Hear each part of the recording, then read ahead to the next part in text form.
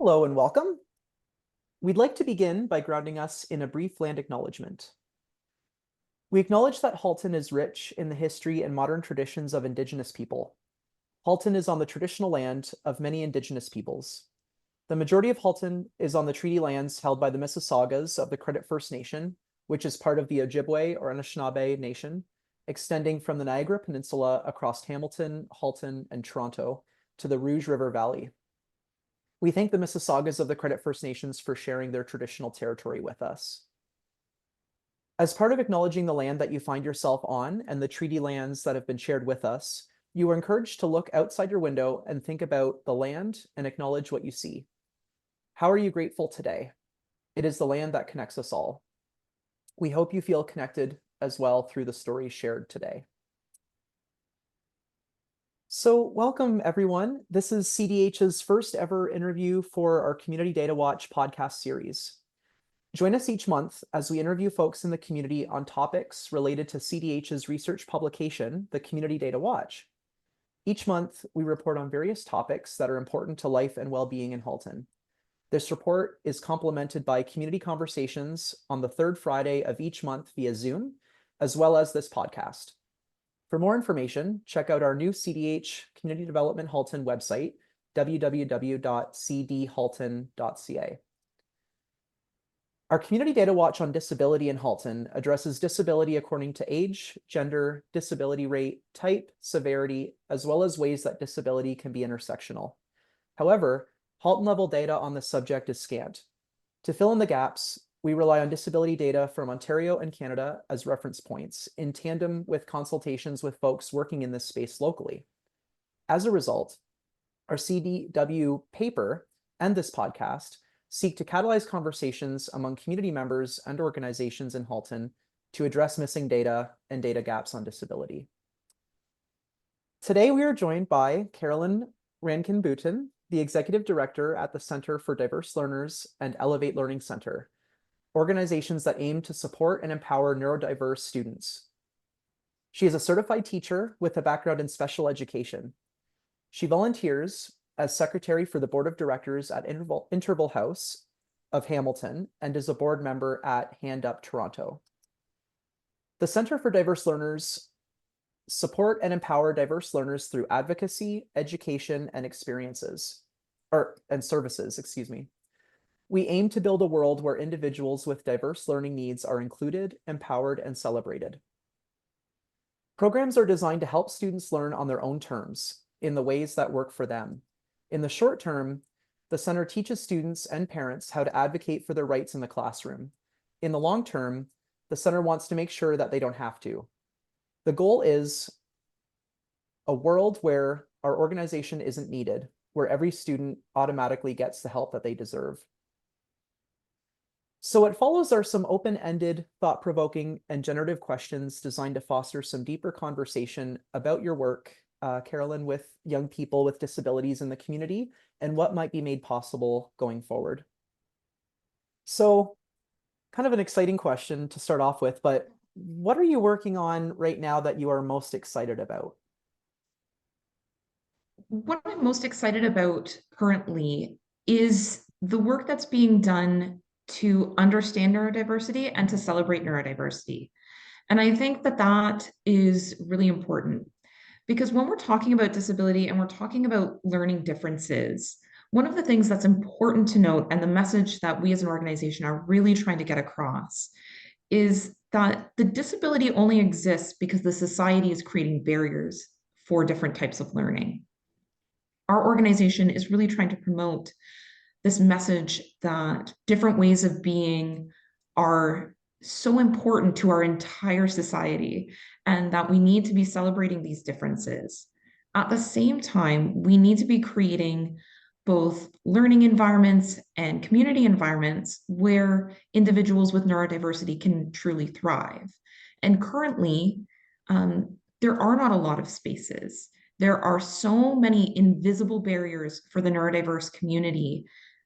And I'm really excited about being a part of trying to dismantle those barriers and create more spaces where people with neurodiversity can thrive, because we know that they can thrive. we know that it is these barriers that are creating issues and that the issues do not lie with the individual. And I think one of the things that is really important in the work that we're doing is promoting the idea of universal design for learning. And for us, it is the idea that learning methods that work for neurodiverse individuals also work for neurotypical students. And that if we're promoting ways of learning that work for the neurodiverse community, we support everyone. And my favorite example of this is having visual schedules in the classroom. This was something that initially was designed just for neurodiverse individuals. But we find it works great for all students. Being able to anticipate what's coming helps students be better learners. And there are so many examples of this. And my hope is through some of our programs that we offer, we can start promoting ways of instruction that help all students.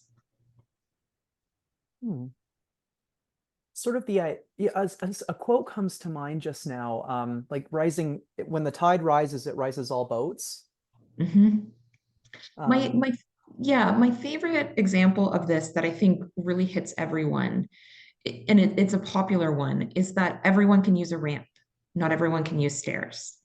And so in public spaces, we should have ramp access because that works for everyone and it isn't excluding anyone. But there's certain learning environments that are akin to stairs that are not accessible for neurodiverse individuals. I had to write that one down. I really appreciate that. Thank you. Yeah. Sorry, go ahead. And I was just going to say that this is so important because, and I know a lot of people are new to the term neurodiverse, and how I use the term neurodiverse is individuals who learn and think and socialize in ways that are perceived as being different. And so that might include students with learning disabilities, ADHD, autism, and the biggest group are those that are struggling and are facing barriers to getting diagnoses. And those barriers are systematic, and they're also within the community itself that provides the diagnosing. We know that a lot of the research on this community was done on males, and so that those who identify as female may not fit the criteria that was designed for those who identify as male. And then when we talk about the systematic barriers, the wait lists are incredibly long. And some families in our community are able to pay privately to get their children diagnosed, and other families cannot. And so when I look at the neurodiverse community, I mean that in a way in which there is no gatekeeping. If someone feels that they are neurodiverse or could benefit from neurodiverse services, then they're a part of our community.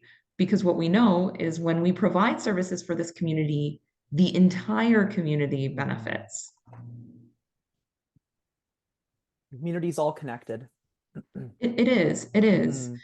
And when we look at the impact of not providing service, that is really difficult for our community. When students do not receive the services that they need, we know that there's an increase in comorbid mental health issues. We know that bullying increases. We know that graduation rates drop. All of these things our community later has to address when they could be prevented by having services that address the neurodiverse community in young children. And so that's what makes our work so important. Thank you so much. And yeah, that my next question was going to be, why is this so important to you? And you've alluded to quite a few responses to that. Is there anything that you'd like to add? I'd also like to add that I'm one of the individuals that didn't meet the traditional diagnostic criteria and wasn't diagnosed until I was in adulthood. And that there are a lot of new faces and members of our neurodiverse community who didn't know that they are members of this community. And I find they tend to be the most passionate because they have lived their entire lives feeling like something was wrong with them. I know I did myself. And now knowing that there's nothing wrong with me, that the issues that exist are societal and systemic can be really healing. And I I hope that our impact on children is that they are hearing that message from us, that they're hearing that there's nothing wrong, that they don't need to change, that we need to reduce the barriers that exist. And I hope we're getting that message across. I mean, certainly to me, because I can very much relate to that last part that you said. I'm a late diagnosed person myself this year, and Oh, wow. it took many years to be able to get an appointment and a diagnosis because of those barriers, several of the barriers that you mentioned. So yeah, this really touches my heart. Hmm. Um, so what is already happening that you'd like to see more of? I want to see, I love the conversations that are happening around disability. I think it is something that we're more aware of. I want to see better execution of those conversations. I want more support for the organizations that are serving the community to have access to knowledge and training to be able to, within themselves, remove the barriers for participation in their own programs. One of the things we often talk about in the not for profit sector is registration and the barriers that registration creates. A simple waiver can create difficulty and um, not allow people to participate. If you can have the most accessible building possible with ramps and elevators and bathrooms that are made for those who use mobility devices, but if your staff are not trained in how to serve that community in a way that is empowering, then it's still an inaccessible space. But we're looking at organizations and we're looking at communities that are feeling already stretched. And so then to provide the training and knowledge to all of their staff is creating barriers in itself. And so we need to work together as organizations to support each other in making sure that we're sharing knowledge, especially organizations like us that serve a sector of the community that identifies as having a disability, to make sure that other organizations have access to that knowledge. And I think really to remove some of these systemic barriers in community organizations, we do need support from our representatives at both Queen's Park and Ottawa to so provide the funding to make sure that all spaces are accessible in the true meaning of accessibility. Um, the saying I like is, if it is not accessible, it's not acceptable. And we need to work towards that goal, and we need to do it together. I really think collaboration is the way forward. Collaboration is the way forward. Well, Mhm. maybe to go off of that last very succinct point, Carolyn, um, what would you like, want, or need from the community to make these next steps successful? I think we need to work together, as I alluded to, and I think we need to be having real conversations about disability. I think people often have concerns about having these conversations. Um, One of the issues is that disability is a large term that has different meanings to different people. For example, there are members of the neurodiverse community who do not like to be identified as having a disability. And so we need to be having these difficult conversations throughout our community. And we need to be having conversations about truly what is accessible in a way that understands that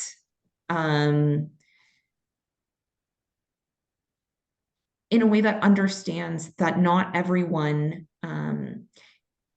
is going to have the same experience, and that we can do everything we can as an organization to make things more accessible. We can have meetings, we can go over all of our things, and we may be presented with a new participant who's experiencing new barriers that we never imagined before. Mm. And so now we need to change again to be accessible. It is not a one-time thing. The other thing that needs to happen is when we are having conversations about DEI and equitable practices, that we understand that disability and those living with disability are an equity-seeking group that requires support as well. I often see disability left out of those conversations, and we need to be in those conversations, and we need to have our seat at the table. So from where you stand, what is the best thing that could happen? I think the most important thing is that truly, both legislatively and through policy in every organization throughout this province and country, is that the saying that if it's not accessible, it's not acceptable is put into practice. And that what is considered accessible be determined by the person who is requiring accommodation, not by an organization.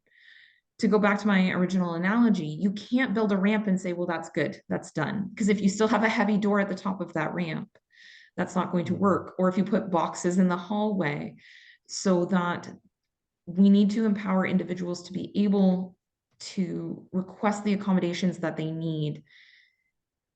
And I think to make that happen, to be very pragmatic, it's going to require more funding. If we want community organizations to truly be able to meet the needs, we need to understand that it is constantly changing and can be quite expensive.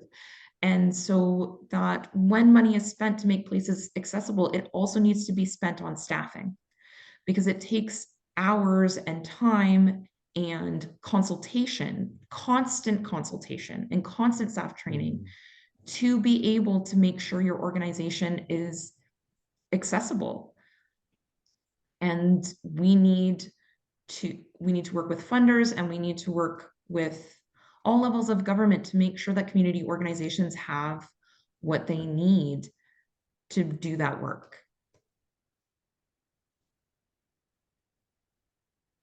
And speaking of that work, Carolyn, who else is doing interesting work with disability in the community that you appreciate?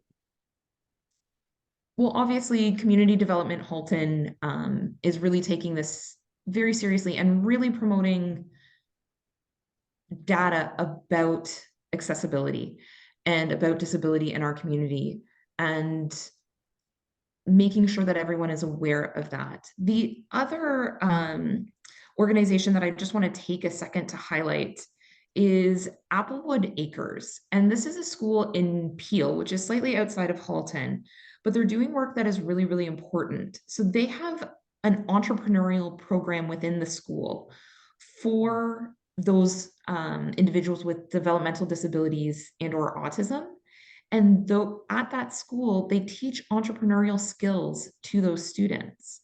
And they have an Instagram account you can check out, which is design_abilities. And they're helping students who learn differently, think differently, be able to be self-sustaining through entrepreneurship. And I think that that work is really important, because when we're talking about accessibility, for many people, the workplace is still very inaccessible. And so entrepreneurship is an important way forward for the disability community. I had to write down Applewood Acres. I want to look into that. That sounds so interesting. Yeah. Yeah, And it's a wonderful program. really promoting that entrepreneurship. It's very empowering. Yes. And I think what I want to highlight is that providing accommodations should feel empowering, and that that should be behind what we do. And that any other way of providing accommodations doesn't provide the person with dignity. And so we need to be empowering people in the disability community to participate. And of course, we should be doing that from an altruistic standpoint. But the point I also want to get across is that when we look at individuals with disability, their participation makes our community stronger. And the barriers we create weaken the entire community. And so we should not just be doing accessibility to support and empower individuals with disability. We should be doing it because we want our community to be better. We want a better Halton. And the way to do that, or one of the ways to do that, is to make sure that individuals living with disability are empowered to participate in our community. And I can't leave this podcast without highlighting, even though our organization works with children, that the link currently that exists between disability and poverty creates so many barriers to participation that we as a community need to say that individuals living with poverty, living with disability in poverty is unacceptable. Our community isn't accessible if those people living with disabilities are living in poverty. 100%. And, just reflecting on some of the things we've been talking about, I think one of the things, I think the thing I'm most excited about this conversation is that, we're speaking to the barriers to access that are incredibly important to consider. And like you'd mentioned, I really highlighted what you said about having real conversations about disability, and not just, kind of jargon or, but real conversations that incorporate people's experiences, and that planning around accommodations really should be led by the folks who are asking for them, or who are deserving of that equity. But what really makes me excited too is that, we're speaking to the importance of those conversations, as well as the strength and resilience within communities that we call disabled, and especially in relation to the fact that, it's society that is disabling people based on normativity and all the things we could talk about. But I just it really kind of resonated with me what you were saying about how, again, like a ramp is accessible to all, whereas stairs are not. Like, that accessibility is empowering to the entire community as well. Absolutely. And when conversations are not led by folks living with disability, there is so much that we miss. And we need them to lead the conversation, because as society changes, new barriers are created, and new ways of removing those barriers are also created. And we cannot make assumptions on what other people really need. And so if we are not including people with disabilities in those conversations, then we don't know. The other hard work that we have as a community is, how do we support all individuals living with disability of having a voice, knowing that there's systemic barriers to them having a voice and attending meetings and all of those pieces. So that also needs to be considered.